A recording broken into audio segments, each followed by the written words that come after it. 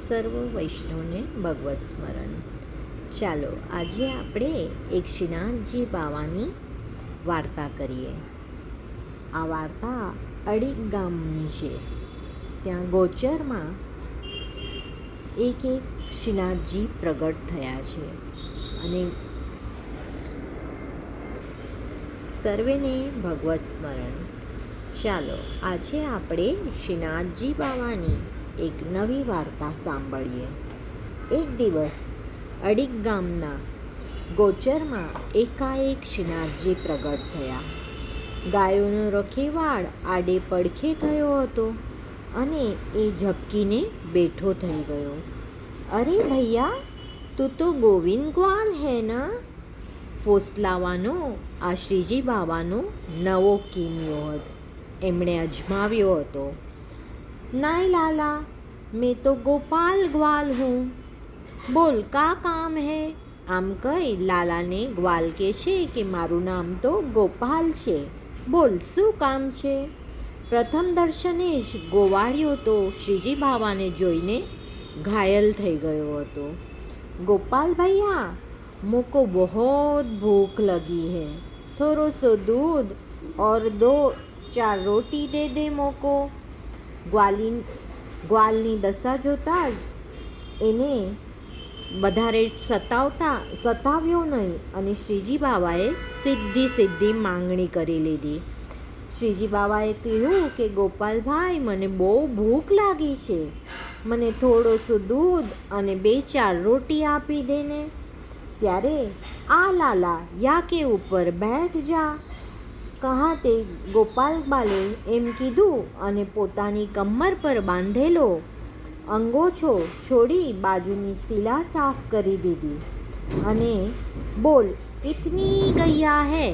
વામે સે કौन सी ગૈયા કો દૂધ પીએગો? એમ કરી અને આટલી બધી ગાયો બતાવી અને પૂછ્યું કે તમે કઈ ગાયનું દૂધ પીવું છે? वो वाली गैया को કહેતા એક ધરાવદાર અને સુંદર મજાની ગોરી ગૈયા શ્રીજી બાવાએ હાથથી લાંબો કરી અને બતાવી. ये तो गोरी है लाला, अभी लायो याको दूध. એમ કહી અને ગ્વાલ ગાય પાસે ગયો અને ગાયને ધોવા લાગ્યો. અને गोपाल भैया, हो मैं भी धोऊं का? मोको भी थोड़ो सीखवा दे. એમ કરી શ્રીજી બાવા પણ એના પાસે આવી અને બેસી ગયા અને ગોરી, તું મોકો લાત તો નહીં મારેગી ના? એમ કરી અને શ્રીજી બાવાએ પણ ગાયને પૂછ્યું કે હું તને દૂધ દોઈશ તો તું મને લાત તો નહીં મારે ને? ત્યારે ગોરી ગાયે માથું હલાવી અને ના પાડી.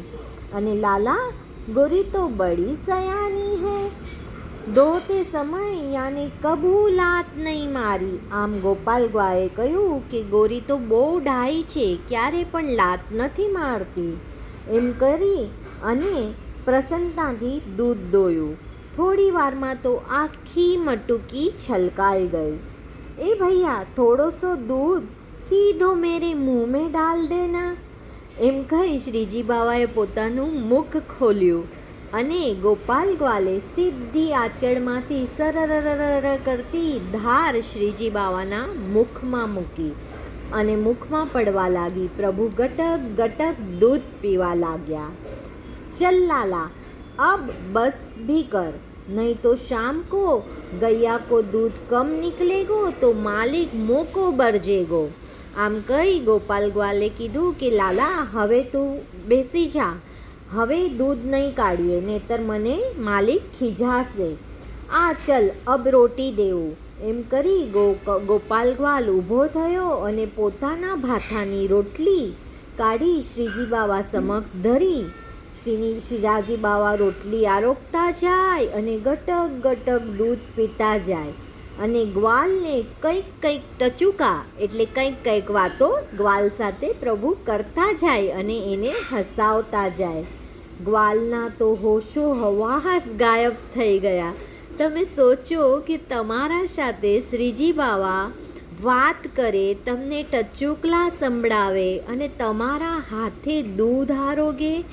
અને તમારી રોટી આરોગે તો એનો અનુભવ તો કેટલો સુંદર હશે. તો આ ગોપાલ ગ્વાલને આ લીલા એનો જીવ અને એ લીલા એના સામે આજે થઈ, તો એ તો પ્રભુને જોયા જ કર્યો, એકદમ જોયા જ કર્યું. શ્રીનાથજી બાવા તો રોટલી આરોગતા જાય અને કહે, ગોપાલ ભૈયા તું ભી તો કછું બોલ. શ્રીજી બાવા કહે કે ગોપાલ તું તો કાંઈક બોલ, કેમ મને આભો થઈને જોયા જ કરે છે. અને એમ કરતાં શ્રીજી બાવાએ વધેલી રોટલી આ ગોપાલ ગ્વાલના મુખમાં નાખી દીધી અને એને ખવડાવી દીધી. અબ હો બોલવે જશો કછું નાય બચ્યો લાલા. હવે તો કાંઈ બોલવા જેવું જ બચ્યું નથી લાલા. કછું નાય બચ્યું, બડે દિન તે ये બાવરી અખ્યા તેરે દરસ કો તરસતી હતી. જો કેટલું સુંદર કે આ બાવરી આંખો આટલા દિવસથી તને જોવા તરસતી હતી લાલા, અને આજે તું સાક્ષાત મારા પાસે આરોગવા આવ્યો છે. તો આજ વાકો શાંત હો ગઈ. જબ હોતા તબ હરી નહીં, अब हरी है हम नहीं. પ્રેમ ગલી અતિ સાકરી તામે દો ન સમાઈ. એટલે લાલા આજે તો જે આંખો તને જોવા તરસતી હતી એની સામે તું છો, અને આજે આ આંખોમાં તું જ છો, તો બીજું કોઈ નહીં. પ્રેમ ગલી તો બહુ સાકરી છે, એમાં બીજું કોઈ ન સમાય.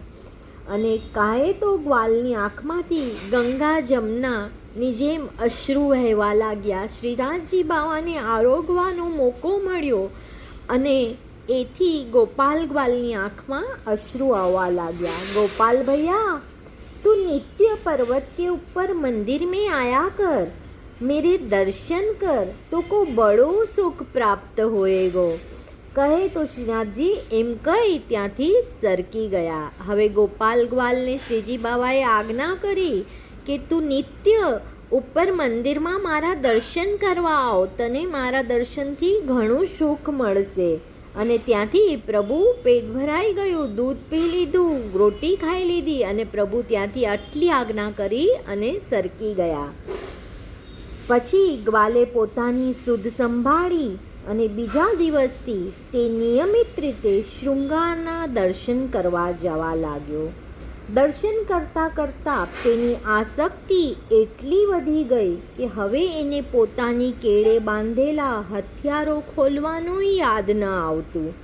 બીજા દર્શનાર્થી તેના હથિયાર કેળેથી છોડી આપતા અને એ દંડવત કરતો. દંડવત કરતી વખતે ગોપાલ ગ્વાલનો કંઠ ભરાઈ આવતો અને અશ્રુધારા વહેવા લાગતી કે આ એ શ્રીજી બાવા છે જેણે મારી પાસે આવી અને દૂધની માંગણી કરી, મારી સાથે ગાયોને દોઈ, અને એ શ્રીજી બાવા છે જેણે મારા હાથે રોટી આરોગી. આમ આ બધું યાદ કરી પોતાની આંખોમાંથી પ્રેમાશ્રુ વહેવા લાગતા અને ત્યાં દંડવત કરતા ભૂમિ તે ભીંજવી જતો. બેશુદ્ધ અવસ્થામાં એને બે વ્રજવાસી ઉઠાવતા અને બંને બાવડા ઝાલી ગિરિરાજજી પરથી નીચે ઉતારતા. અને આ રીતે ઉતરતા જોઈને કોઈ મુફલિસ ફકીર લલકારી ઉઠતો, फूफर रीत क्या और इस्लाम रीत, हर एक रीत में इश्क का राज है. તો આવા પ્રભુ શ્રીનાથજી બાવાના પ્રેમને જે વશ હોય એને બીજું કોઈ ગમે ખરું? તો જુઓ કેટલી સુંદર લીલા છે. અહીંયા આપણને જાણવા મળે કે જો તમે પ્રભુને પ્રેમથી આરોગાવો અને પ્રભુ તમારા પાસે માગીને આમ ગોપાલ ગ્વાલની જેમ આરોગે, પછી તમને કાંઈ બીજી વસ્તુની ઈચ્છા રહે ખરી? તો આ જ સાચો પ્રેમ શ્રીનાથજી બાવા માટેનો આ ગોપાલ ગ્વાલનો. અને આ ગોપાલ ગ્વાલ પર આટલી શ્રીજી બાવાની કૃપા. તો આવા ગોપાલ ગ્વાલના ચરણોમાં આપણા સર્વ વૈષ્ણવના કોટી કોટી દંડવત પ્રણામ. બોલો શ્રી વલ્લભાધીશ કી જય, શ્રી ગોસાઈજી પરમ દયાલ કી જય, શ્રી ગોવર્ધનનાથ કી